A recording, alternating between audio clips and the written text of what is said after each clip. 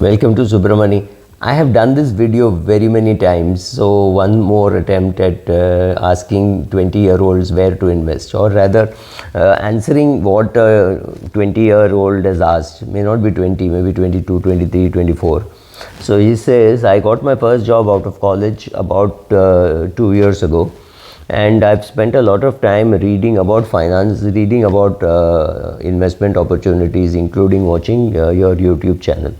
I finally like what I've got set up, and I think I've been saving for a few years. I've been saving for a few years after my graduation, before my MBA. Oh, so he's done his MBA, so he must be a little older. He has not put his age.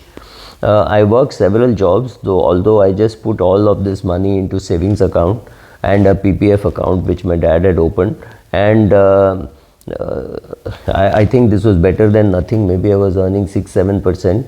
I have and 6% to pay for aspirational some fund and other cash which are in some which are in a bank. I have to make sure I don't name the bank, that's why it's taking time. And some random sentimental deposits and donations done. I have some money in some wealth account, but I don't contribute. This was started by my father and left it at that. I finally have my 6-month safety net in my savings account, and I don't know where to go from here. I've looked at REIT, I've looked at mutual funds, I've considered buying property to give on rent, and trying some other ventures, or just plowing more money into the PPF. I can't decide what is best for my situation, and I want to know what all my options are first before I do anything. So what are the options really available to me? I don't want to know what is going to potentially give me the best return, because everyone's situation is different. I just want confirmation that I have considered all the alternatives. Very good question, and well, let me put it this way. You largely, to create wealth, you can buy real estate and wait for it to appreciate, and you think you will get good money. You may or may not get good money. You'll have to go to Schiller and find out that from 1890, I think he's got data from 1890 to 2014 or 15, and he says real estate would have given you less than 1% return, and equity would have given you 6-7% return. So straight away in the US, in this long period, equity has worked better than real estate. So these are the only two options largely, because keeping money in PPF or in bank deposits or any of those, even in debt mutual funds, makes very little sense, because it will at best match inflation. It will not grow. So welcome to this world, but none of us have a clue as to how the future will look like. One thing which you have not mentioned at all, I'm not even naming him stroke her. It looks like a him more than a her, but anyway. You have not written anything about investing in yourself. So let me put it this way. 20s is a great time to be investing in yourself. Maybe you learn public speaking, maybe you invest in your health, maybe you go on trek hikes, etc.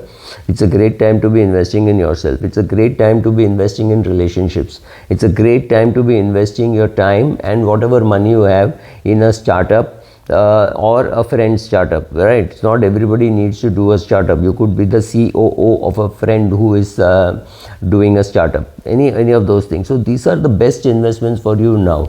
Don't look at some index fund and say, oh, I think index fund is the greatest way to go. Not in your 20s. You need to invest in all these things. Invest in, if you are academically being very good, maybe you don't have great communication skills. Maybe you have got good communication skills, you don't have a good degree with you. Maybe go and get a good degree. I don't know, he's not mentioned anything about the degrees that he has.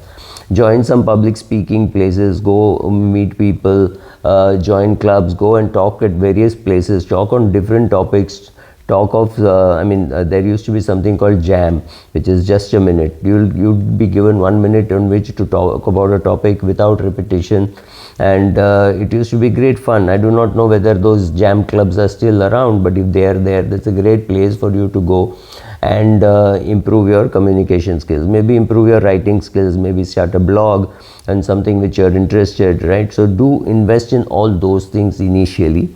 By the time you're 32, 33, you'll realize, oh, something worked, something didn't work, you didn't work well, great in your business. That's fine. You now have a nice, good job. Now is the time to be creating wealth for yourself. Very many people, especially on YouTube videos, tell you that create an alternate source of income. Believe me, creating that secondary source of income, which is it takes decades and years of effort. It is not that you say, oh, from tomorrow I want another source of income and it happens. No, it took me 20 plus years, or I think 21, 22 years to set up enough in equity to say that I could take care of my day-to-day expenses from the dividend. It is not it's not something which happens in 2 months. It happens in 20 years, and that too for a person who did not have to support. I did not have to support my parents. If anything, I'm likely to get from my parents. I don't have to give. So all the money that I earned was completely up to me to earn, spend, lose, whatever. I have lost a lot of money in the markets, right? So all these things take effort. So in your 20s you invest in yourself. In 30s you wake up and say, okay, this has worked, this did not work, and then you start looking at mutual funds. You start looking at REIT. Don't look at real estate, because you may not have enough money to do decent ticket size. So maybe a REIT will work for you, right? So mutual funds, REIT makes sense. Also, if you think that some shares will never get into the mutual fund, so let me buy them directly, that could also work, right? So combination of this, you already have enough money for your 6 months of expenses, so that's not a problem. Also, he's not supporting his parents, so which means parents are well off. In a worst case scenario, if you need help, you can go back to them. So this is all your security. So in your 30s you do that. In your 40s you sit with your friends and say, oh, let's do some business, because you have enough.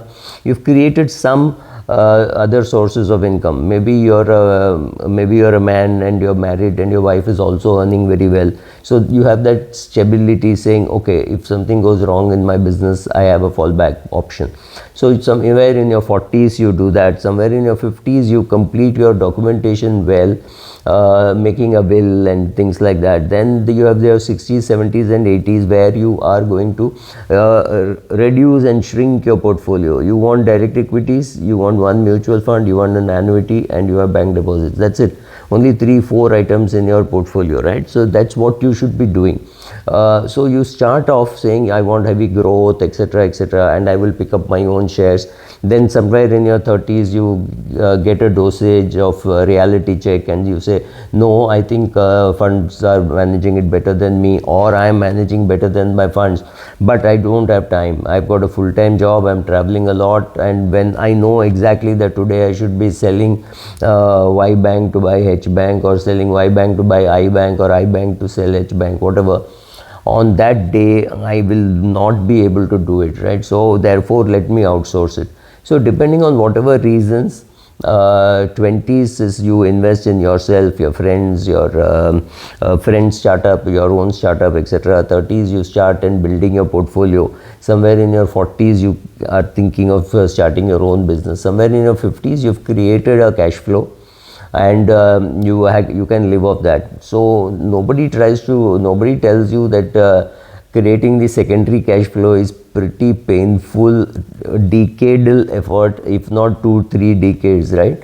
So that's what it is. So start investing wherever, see what suits you. At some stage you can decide and take corrective action. Thank you.